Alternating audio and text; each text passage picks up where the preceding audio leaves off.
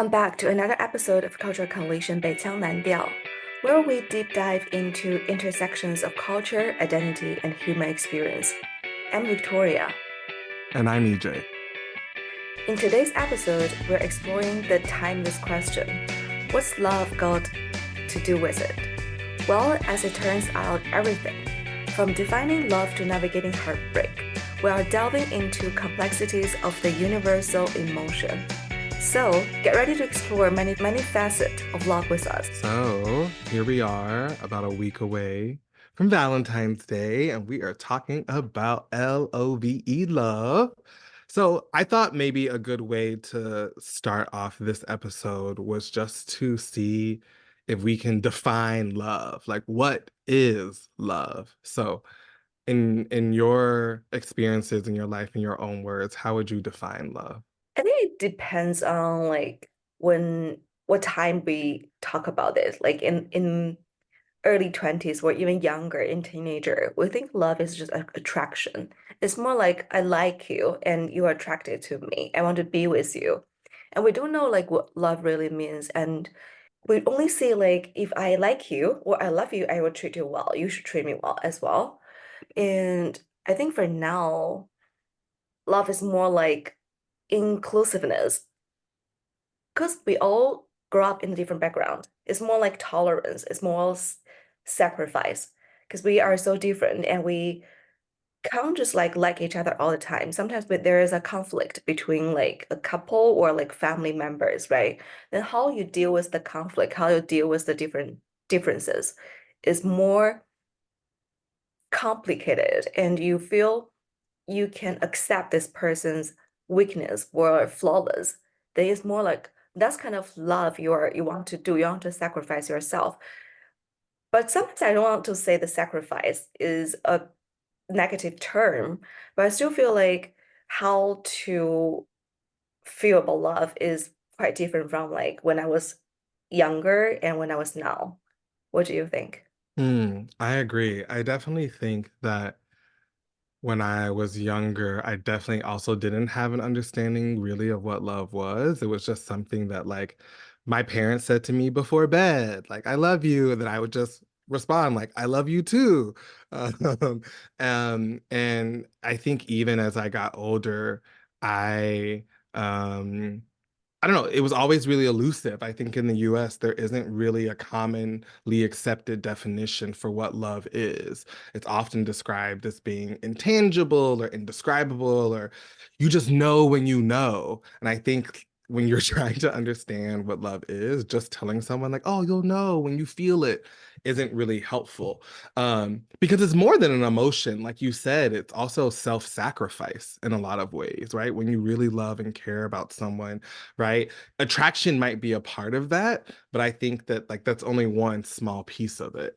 Um, I think also growing up in my household, like my household was pretty Christian, and so you know, love was also taught that like it's really patient, it's really kind, like love keeps no records of wrongdoings and it never fails, which I think are all lofty values, but I think in practice you're never like taught necessarily how to love and practice or what to necessarily look out for, at least in my own experiences. So it's taking me a lot of time and like reading books and watching things and having my own life experiences to feel like I have my own definition of what love actually is. And even now, I think I'm still figuring out.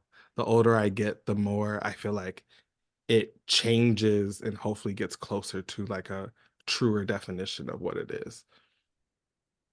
When we talk about love, we always discuss about questions. Do you believe like in love at first sight, or you believe you developed love during the relationship? Which one?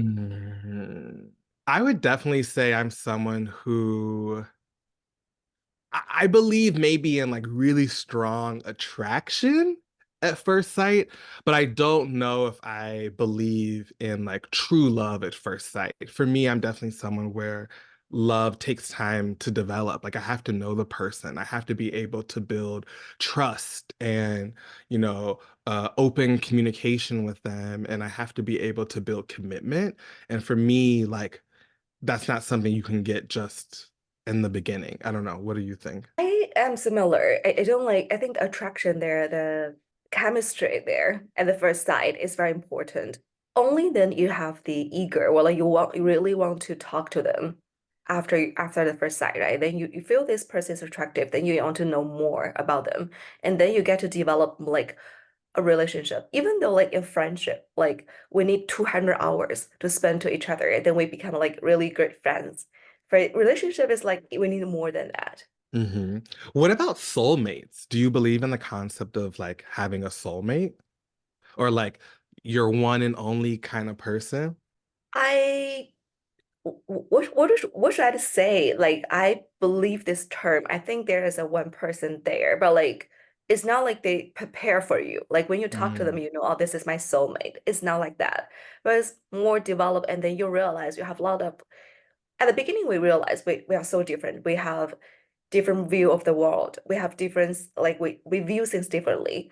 But then when we develop like the relationship and realize I understand your point, even though we are so different.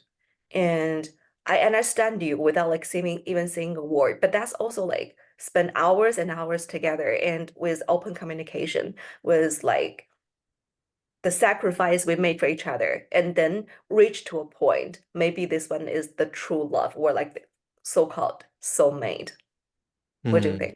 I I definitely believe in the concept of soulmate. I don't know if I think you can have more than one soulmate. Like I think about some of my friends who I feel really, really close to. Like we have really, really deep connections. And I would think of them as people that I love, someone I really care about, friends who I would sacrifice things for. I would consider them some of my close friendships as soulmates.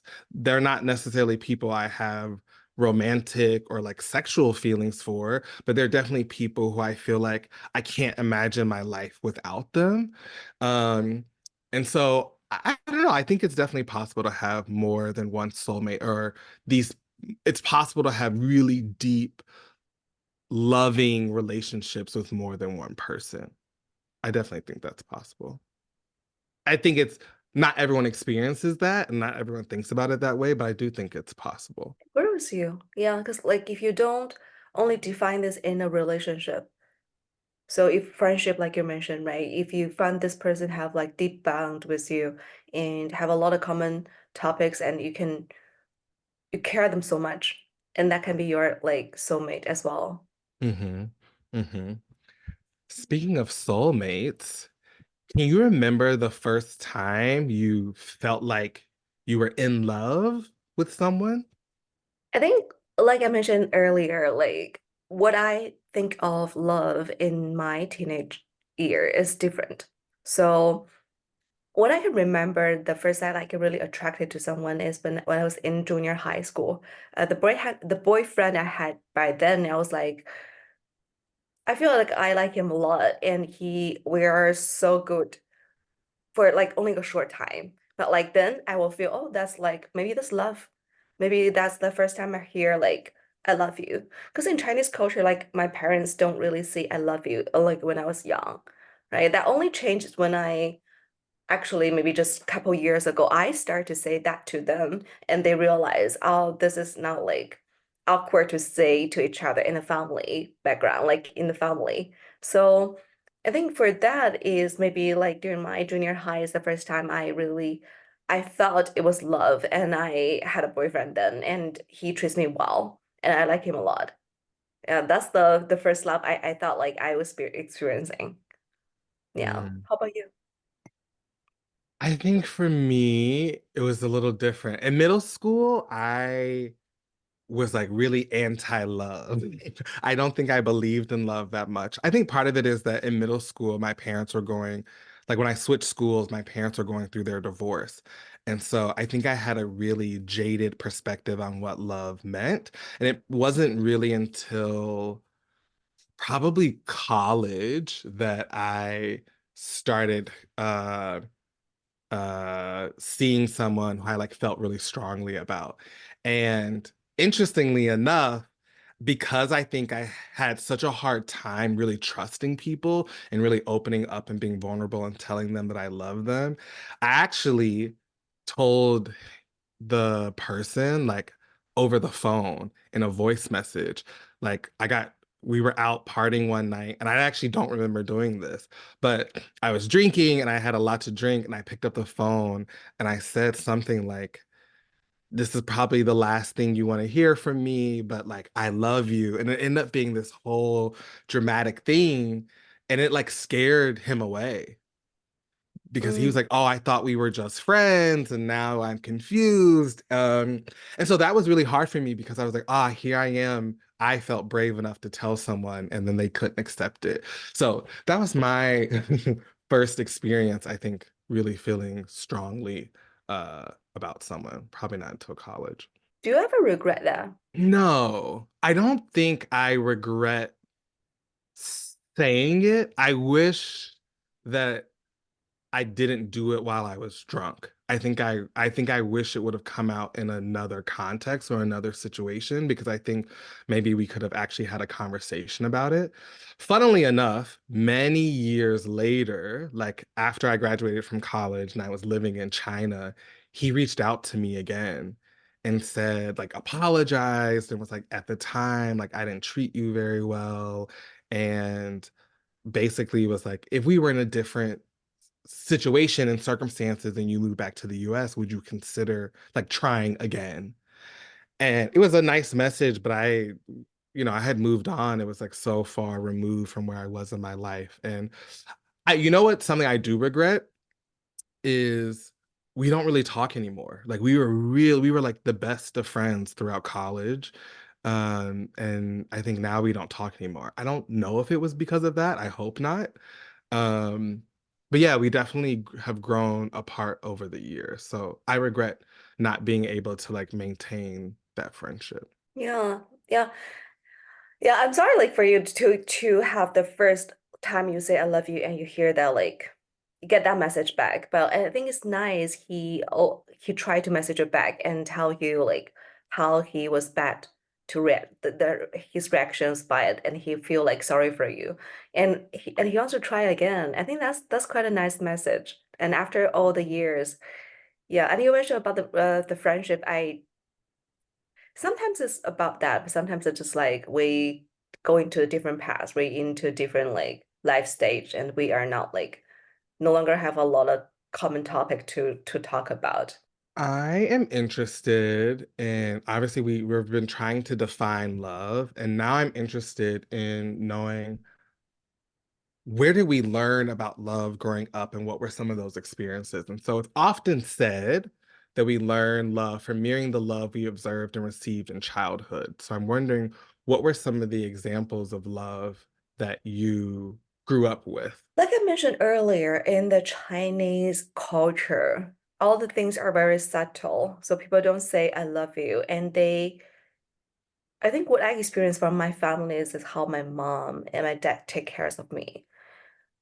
But I also feel like in this family structure and the women always do a lot and feels that I feel like they sacrifice a lot.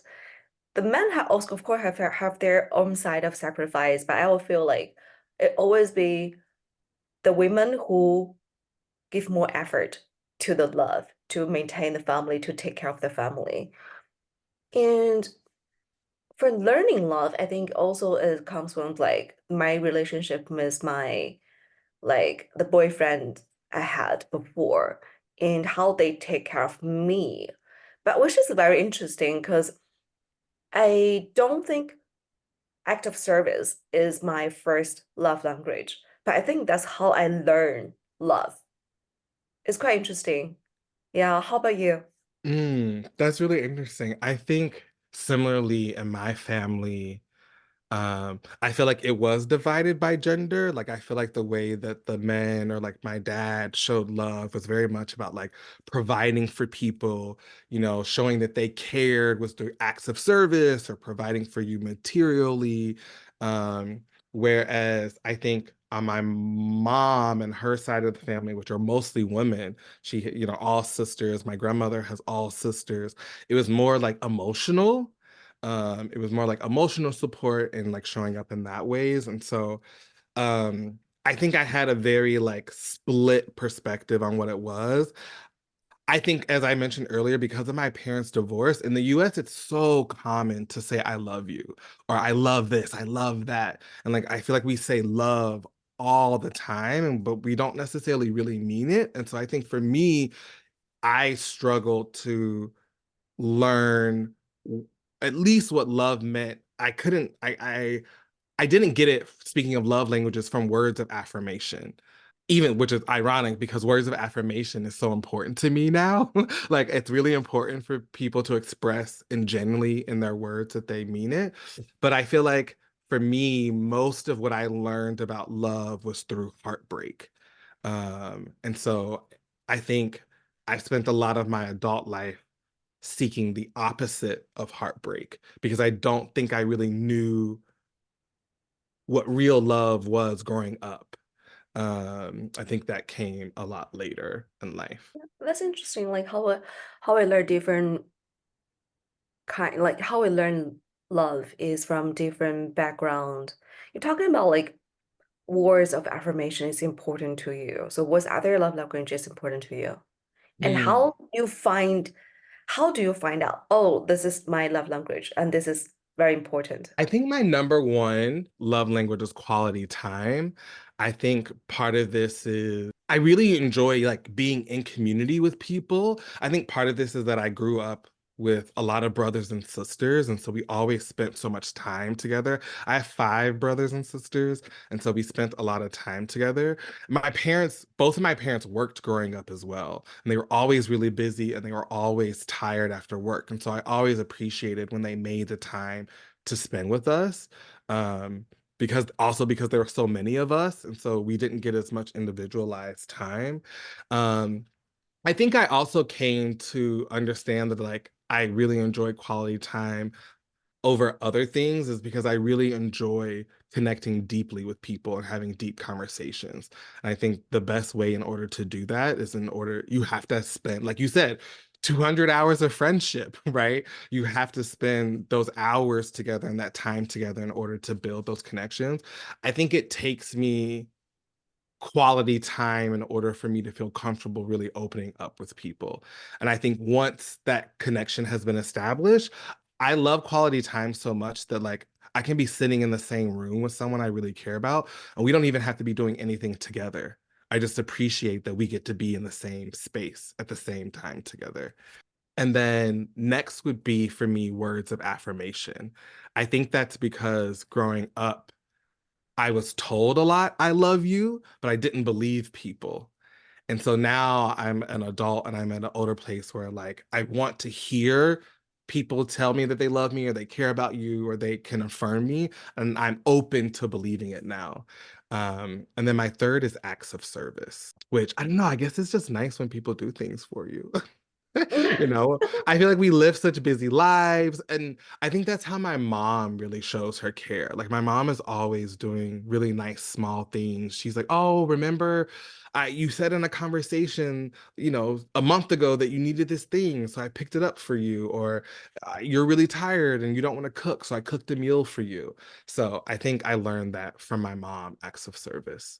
Um, yeah. What about you? What are your love languages? I used to only think like the first two of my language is very important. So like my first one is this physical touch. So I feel like the feeling of you were needed by someone and how it can really just show love when you be with someone, when you just hand holding or like hug with someone. I feel like you are surrounded by love. So that's why I feel like physical touch is important and also the quality time. I find it's very hard to have quality time because sometimes we spend a lot of time together, but we really don't talk to each other, and we can't always have deep conversation, right? But like how we make the time is really focus on each other. It doesn't have to be a lot of time, and how we spend that time is very important. But I feel like that's quite difficult. It's not only just like feel comfortable with each other because you can have that time with friend and you can have the I feel like when I meet my friends, the time always be a quality time. Like we all have like fine conversations, we always discuss things like that. But if you meet someone so often, and that can be like challenging to have quality time.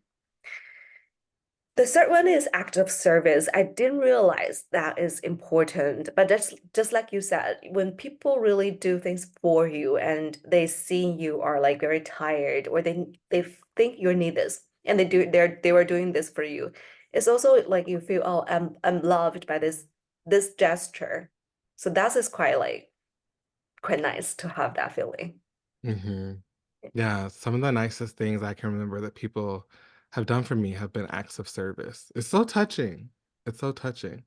Um, yeah, it's really touching.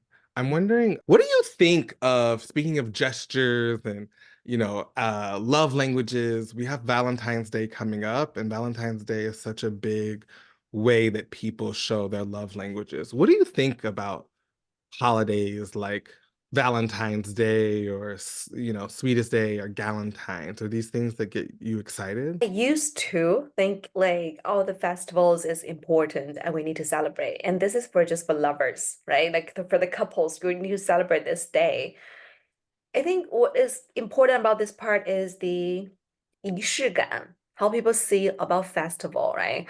But now I'm thinking is it's not like it's not no longer I don't think this is important. I think this is still important, but that day itself is more like commercial term. So like the restaurants, the shopping mall can do something for like people just to make money.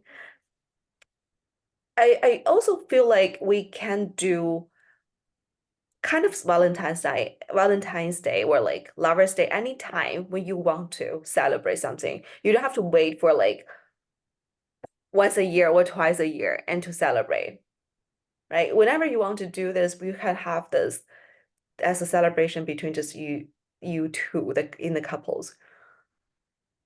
This is a reminder of us as how we need to celebrate sometimes and like when we in our normal lives because every single day seems like very similar but like we need this special thing in our life that just doesn't have to be it that day. Yeah, do you celebrate Valentine's Day? I do. I I totally agree with your point that Valentine's Day doesn't have to be the only time in the year that you take time out of your life or your busy schedules to tell people that you love them. This year, I'm planning on celebrating by just messaging all the people in my life that I love and telling them that I love them and why I love them. Because I think it's really important. Obviously, I'm single, and so I don't have someone who I'm going to be necessarily going out on a date with. But I think that that's okay. Like, I don't think that the holiday is cheapened as a result. Now, obviously, I'm not going out and spending money. I'm probably not going to buy myself chocolates or anything like that. Um, but I think there's still nice things that you can do for yourself, even as a single person on Valentine's Day, right? Self-care, self-love, right? That same love that you would show to a significant other, you can do that same thing to yourself. So that's what I plan on doing uh this year. Love your plan. I think yeah, you're something like Valentine's Day where like a festival can be a reminder for us to say to express our gratitude, right? To appreciate the people who are around us, to support us for this so long time. And that's gonna be, wow, that's a great gesture. That's Yeah. a very good, like, I probably gonna do that the same. I recommend like the people who listen to our podcast also like thinking about, I think also for Chinese New Year, right? People do a lot like messaging in the Chinese New Year, and they say like something like 龙年大吉, like 身体健康, wish you a happy like happy year, like healthy body, right? That's also a gesture of showing love to people who we care. Yeah, Yeah, it's that's a great time to do it. It's a great time to do it. I feel like people really appreciate it. I think especially if you come from a place where like if you don't tell your friends or your family or your neighbors, or right, even your coworkers, right? I feel like a lot of times in culture, we're taught that like love doesn't have a place at work or in the office. And I was like, well, if there are people who you really care about, you can, like you said, show them appreciation and gratitude and be thankful for the relationships that you have. So I think, yeah, it's a there's so many different ways to do it. And so I hope definitely listeners that you all take an opportunity to, yeah, tell the people in your life that you love them. It's important. And I'm sure people will appreciate it. Speaking of love and telling people that we love them, as I had mentioned earlier, sometimes you tell people that you love them and they don't feel the same way. And so I'm want to switch topics a little bit and talk a bit about unrequited love and heartbreak and what happens when maybe there's a lack of love in relationships. So I'm wondering, do you think, right? We talk a lot about like love hate relationships, things that we love, but we also hate. Do you believe that it's possible to love and hate something or someone at the same time? Love and hate at the same time? I don't know, probably. But what I do is actually I don't keep the people or things I hate nearby. I think hate is very strong word. Love is a strong word as well. I don't remember I say I hate something, like so specifically, I hate someone in past maybe 5 years. I don't remember I saying that. So I'm thinking like I'm in a situation where I know if I hate this thing, more like a people, because thing is difficult to, it's like thing is more like work, life. We can't just abandon that. But for people, it's not like we abandon them, just keep that away from us. If I really don't like this person, it's not even hate. I don't like this person, I try to keep my distance. If I really hate this person, I think it also connects with love. If we hate this person so much and we can't leave them, it's more like family situation. If we have in that like they are part of like our family member and we can't just abandon them. It's got kind of hate love existing in the both in the old situation. But I try to not think about like hate perspective. Like I hate this person, I hate these things. So I don't feel a strong like feeling about hate in a love situation. What about you? Mm. I think that it is like if there's true love or even true hate, I think it's hard for those things to coexist, right? Like I think if I genuinely love someone, then I won't hate them, right? You know, there's probably no neglect or abuse or things like that. And I don't know, I think about sometimes where like, I don't know, when you're in relationships with people and they do wrong things against you, but you're like, you forgive them. You say, well, but I know they love me. So, you know, you discount the fact that they're like harming you. So I think that it's not possible to both love and hate something at the same time. And I think it's to your point, it's really good that if it gets to a place where you do find yourself hating someone or resenting someone, then you probably have to reevaluate that situation and say, like, is this really love? Right? It might be affection, it might be attraction, right? But it's probably not love. Um, if you have feelings of hate or other things around that that are involved in it. I just feel like hate is very strong word. Like it's a very strong feeling. And if we really have that like resentful in our heart and we constantly thinking about something or someone and we come up with the word hate, is really we need to take time to talk to ourselves and find out the reason why we hate this thing so much and try to solve the problem or like try to look into it and see why this is happening and how can we stay away or like remove our move our emotion from hate to other like not that strong feeling. It's also very important. I just want to say that, yeah. Yeah. Um, Speaking of strong feelings or lack thereof, I recently had to go through a situation where I was dating someone and I felt like there wasn't as strong of a connection and I had to tell them that. And it was really hard for me because well, one, they were really nice and I felt like they hadn't done anything wrong. But similar to my previous story about me telling someone that I really love them and care for them and they're not receiving it, I felt like I was in a situation where I was on the other end of that. And I was in a position now where that person was telling me that they really liked me, and I had to go, I don't feel the same way. And that was really hard for me. And I was so surprised by how hard it was for me to do that, to tell someone no, like I don't feel the same way. I don't know if it was because I was scared of like hurting their feelings or like my own sense of like fear of rejection and abandonment were coming up. Um, but I was really, really anxious about that. And so I'm wondering, have you had situations where you've had someone who has had feelings for you and maybe you didn't feel the same way? And if so, how did you deal with that situation? I don't understand why you feel like the fear of rejection, even though we are the one to reject people. I think what I can think of is I also try to avoid that situation. If I don't have the same feeling for you, what I did is just like ignore their message. So I don't respond. Yeah, because I don't think if I don't have the attraction, I don't like you, there's not going to end anywhere. It's not going to end between like we become a friends. It's really difficult. Only like if we are the goal is to become a friend, that's easy. But like if we want to be in a relationship, but I don't have this feeling for you, then I don't know how to talk about it.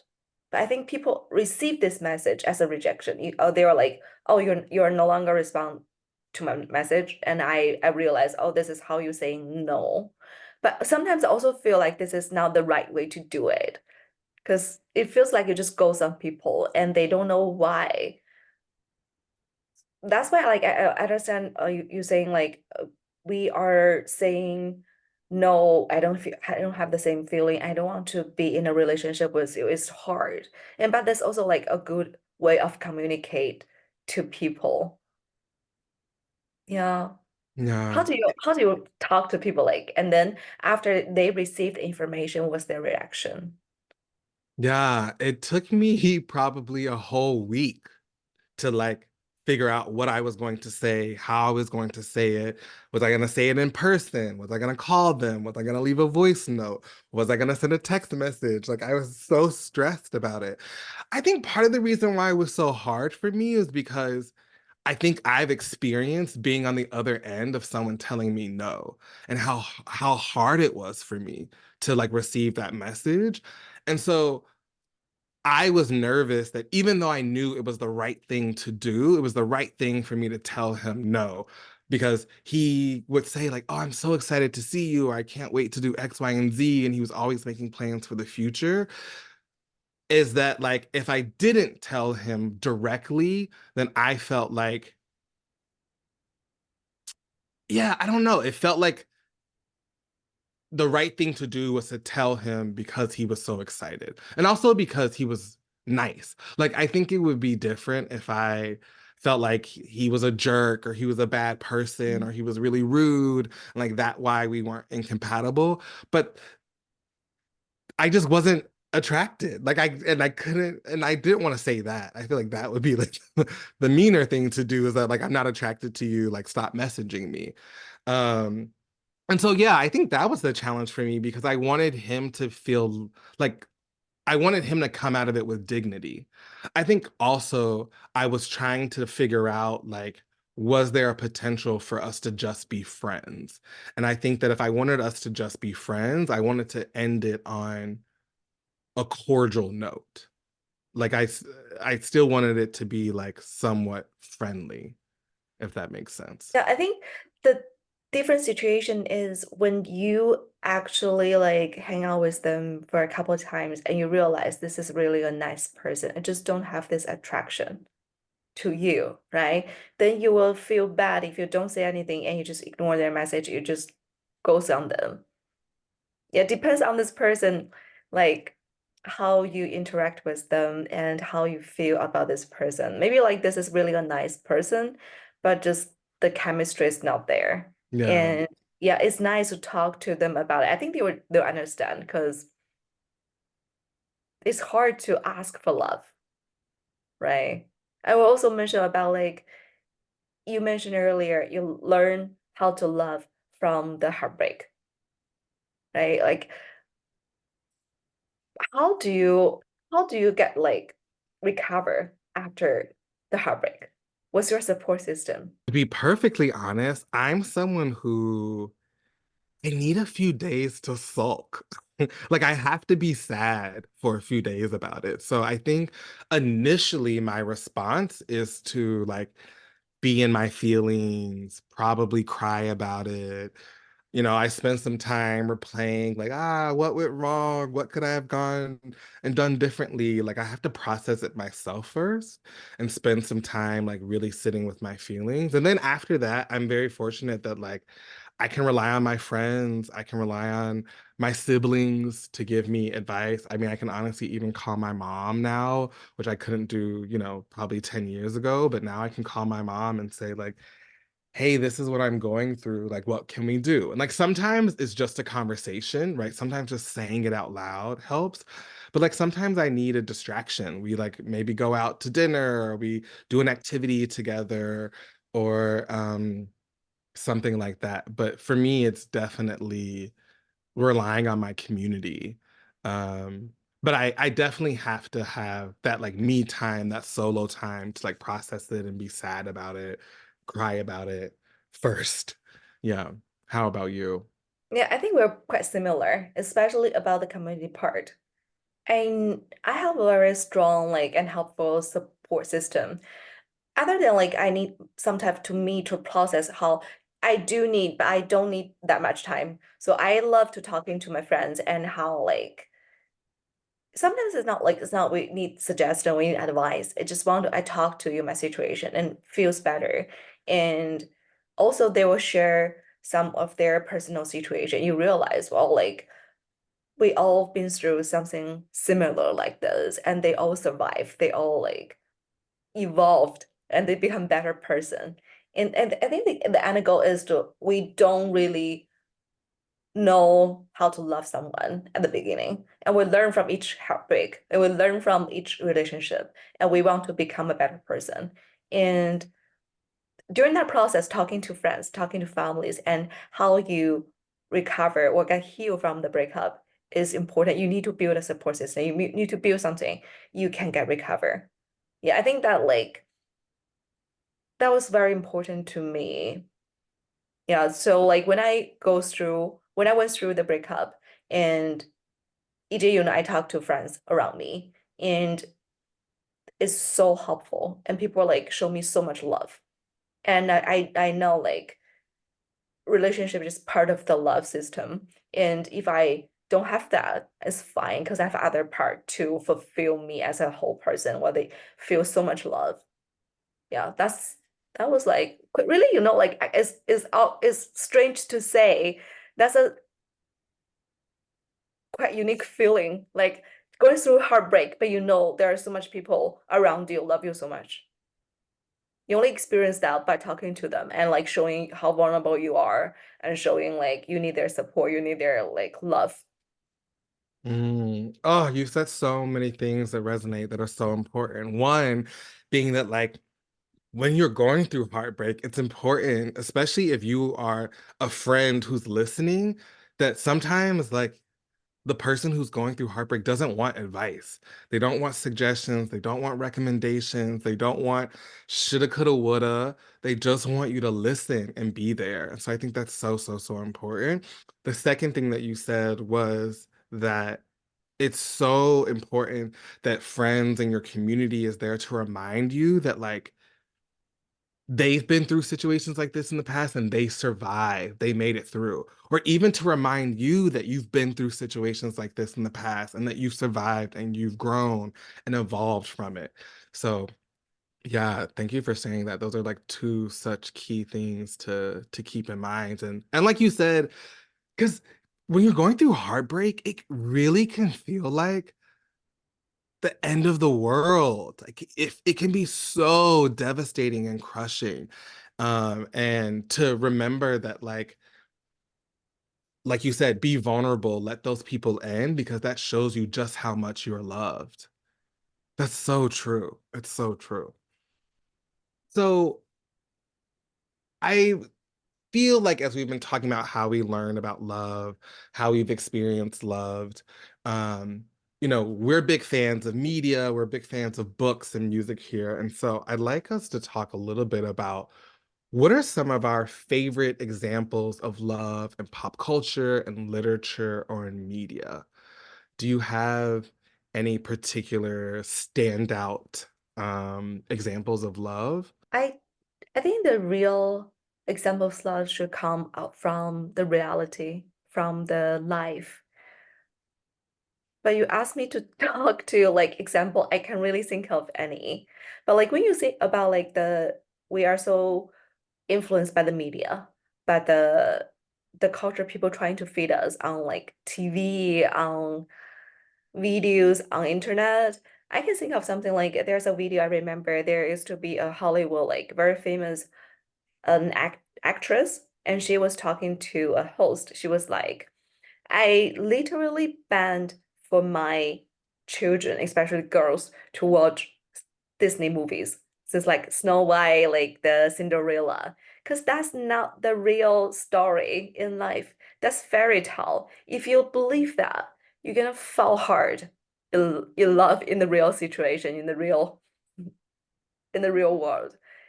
I think, but I also remember like I don't really love like I never enjoy watching Disney movies like this kind of like fairy tale movies. But I do, was a point I really enjoy watching like the Korea shows, Korea love shows. That's what it's like. But all I didn't realize I watched a couple like maybe dozen shows I realized, oh, they're very similar story. And the ending normally is either very good or is very bad, right? And the both situations are not like what you can experience fully in real life. That's quite interesting. What about you? How's the pop culture or how's the culture influence your view of love? I think, yeah, growing up, speaking, it's funny that you mentioned the actor who like didn't want their kids watching Disney because Disney was such a big part of my childhood. I mean, I've probably all of the classic Disney movies, I've probably seen all of them. I've seen a lot of the newer movies as well. Even as an adult, I've seen a lot of them. And it's interesting because you mentioned like Disney created all of these fairy tales of love stories. And it's so interesting because now Disney is working really hard to like change their brand and image. And they're going back and they're retelling stories and they're creating newer um films and TV shows that actually go against the messaging that they used to tell us when we were kids. And so for me, I feel like I grew up watching things like these famous dating shows like The Bachelor and Bachelorette or A Wedding Story, which always focus on people finding their one and their one and only. And like those shows started, funny enough, when I was in middle school, as my parents were going through divorce. And now all of a sudden, one of the most popular TV shows on America is all about finding a wife or finding a husband. And so I think I've been conditioned and programmed from media from a very young age to want to be married and to want to have a family and to see that type of love as like the ultimate ideal, as like the ultimate pursuit in life.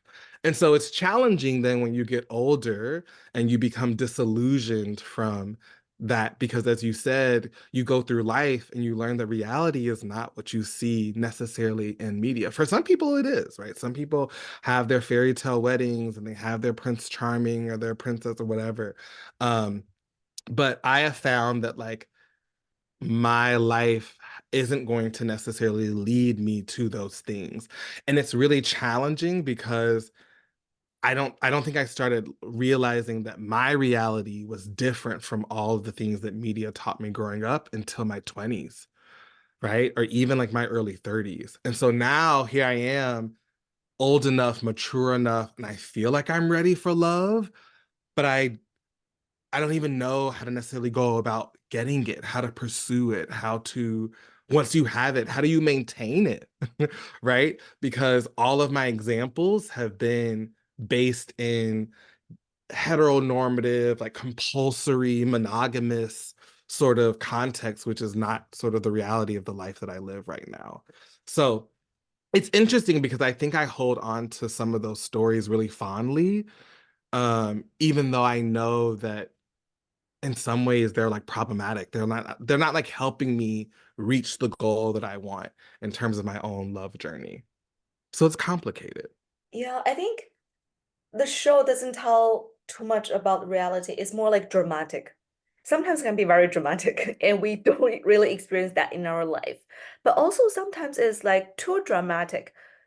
It can help us with our real relationship in life, right?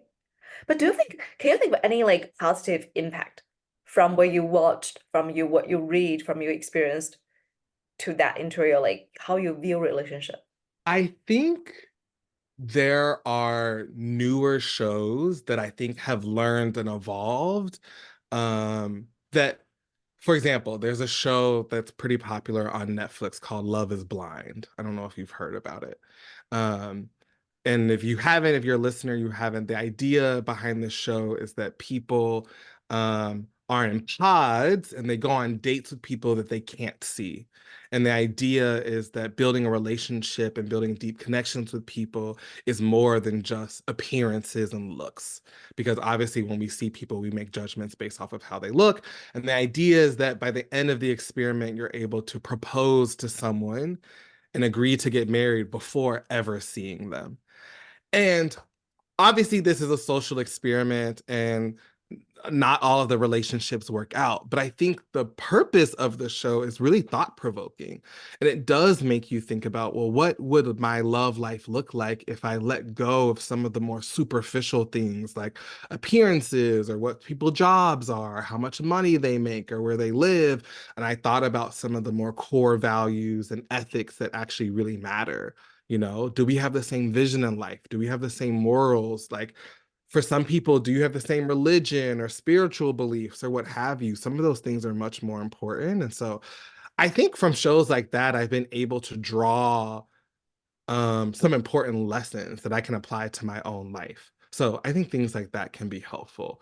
Um, I think the biggest takeaway from all of it, whether it's Disney or The Bachelor or these reality shows, I think the biggest thing that I've taken away from it is that when it is successful, right? Like I do think that those are actual true examples of true love.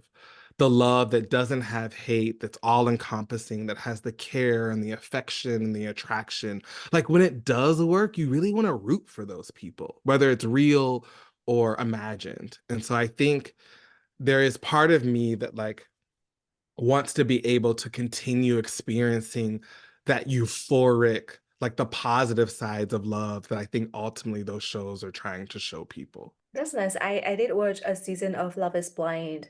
I have different takeaways actually, but I agree with you. Like the purpose of this show is to have people ignore the appearances stuff, right? Like how you look, and you try to develop this relationship before even you know how the other person looks like.